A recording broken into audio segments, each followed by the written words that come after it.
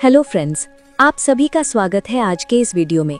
आज हम जिस विषय पर बात करने वाले हैं वो बहुत समय से चर्चा का विषय बना हुआ था। आज के इस वीडियो में हम ओ न्यूज़ 20 के पार्ट 1 को सरल भाषा में समझने की कोशिश करेंगे ताकि हर व्यक्ति तक सही जानकारी पहुंच सके। फ्रेंड्स, ओ न्यूज़ 20 अब आधिकारिक रूप से हमारे इकोसिस्टम बैक ऑफिस में जारी कर दिया गया है। ये केवल एक सामान्य अपडेट नहीं है, बल्कि एक 3 भागों में आने वाली महत्वपूर्ण सीरीज का पहला हिस्सा है। इसका मतलब ये है कि अभी जो जानकारी साझा की गई है वो पूरी कहानी का केवल एक भाग है। आने वाले समय में इसके पार्ट 2 और पार्ट 3 भी जारी किए जाएंगे, जिनमें और भी गहराई से हर पहलू को समझाया जाएगा। सबसे पहले ये बात समझना बहुत जरूरी है कि इस पूरी सीरीज का उद्देश्य किसी व्यक्ति, संस्था या सिस्टम पर आरोप लगाना नहीं है। इसका मुख्य उद्देश्य है सच्चाई को सामने लाना, स्पष्टता देना और विश्वास को दोबारा मजबूत करना। ये सीरीज भावनाओं के आधार पर नहीं, बल्कि तथ्यों और जिम्मेदारी के आधार पर तैयार की गई है। ओ न्यूज़ 20 में जिन भी मामलों का जिक्र किया गया है वे सभी कानूनी और नियामक प्रक्रियाओं के अंतर्गत आते हैं। ये कम्युनिकेशन केवल जानकारी और संदर्भ देने के लिए है। इसका मकसद किसी भी चल रही कानूनी या नियामक प्रक्रिया को प्रभावित करना नहीं है। इसलिए हर बात को संयम और समझदारी के साथ समझना बहुत जरूरी है। फ्रेंड्स, आप सभी ने ये महसूस किया होगा कि पिछले लंबे समय से एस सर की ओर से बहुत कम अपडेट सामने आ रहे थे। बहुत से लोगों के मन में ये सवाल था कि आखिर इतनी चुप्पी क्यों। ओ न्यूज़ 20 पार्ट 1 में इस सवाल का बहुत स्पष्ट जवाब दिया गया है। ये चुप्पी किसी तरह की मजबूरी नहीं थी और ना ही ये टाल मटोल थी। ये एक जानबूझकर लिया गया, सोच समझकर किया गया फैसला था।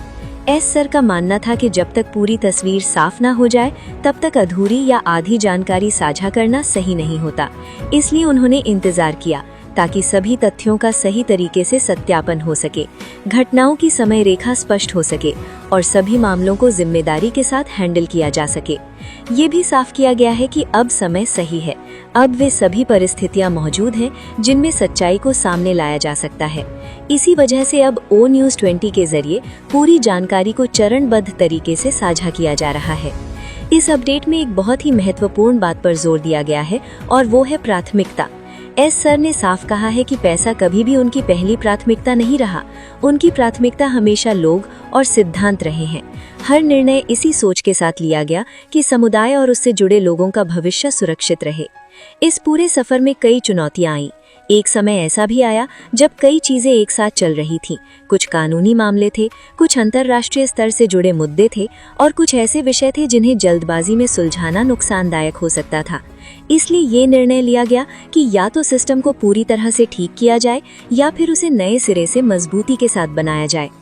अब बात करते हैं उस महत्वपूर्ण हिस्से की जिस पर सबसे ज्यादा सवाल उठे थे। ओ न्यूज़ 20 पार्ट 1 में ये स्पष्ट किया गया है कि एक रणनीतिक चरण पर ग्लोबल फाइनेंशियल ऑपरेशंस को दुबई, यूएई में केंद्रित किया गया था।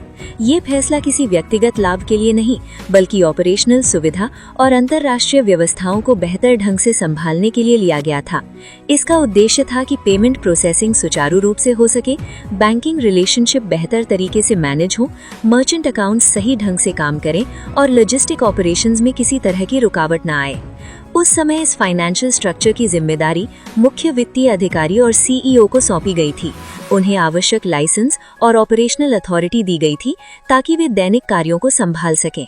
ये बात बहुत स्पष्ट रूप से कही गई है कि इस व्यवस्था का उद्देश्य ओनरशिप ट्रांसफर करना नहीं था।